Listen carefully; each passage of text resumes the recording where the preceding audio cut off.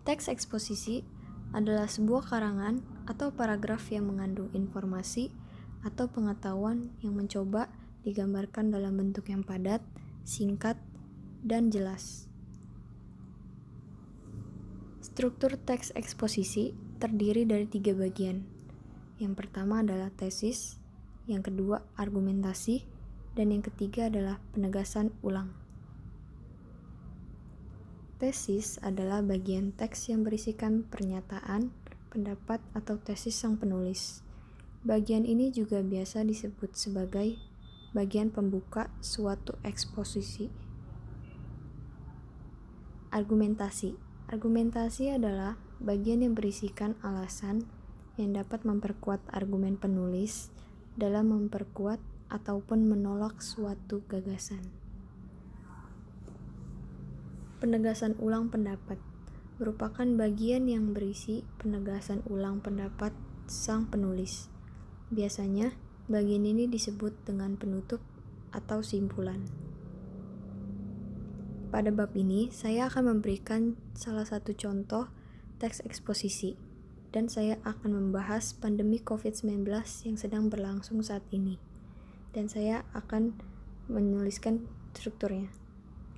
Tesis.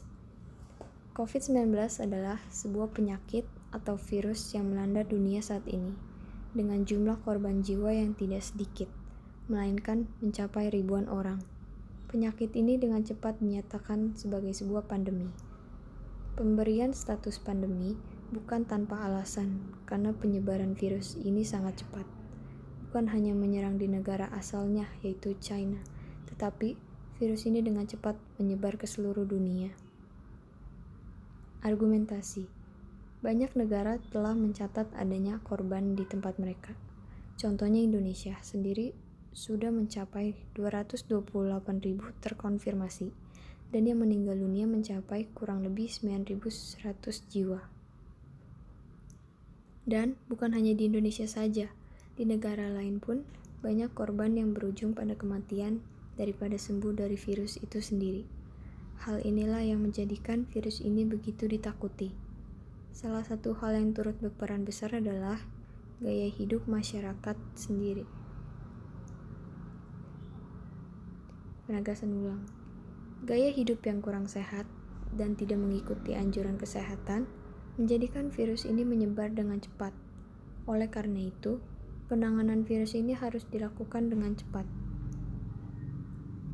Untuk menghadapinya, diperlukan kerja keras seluruh negara dan juga diperlukan partisipasi para warga negara untuk menjaga kesehatan dan melaksanakan peraturan yang telah ditetapkan oleh pemerintah.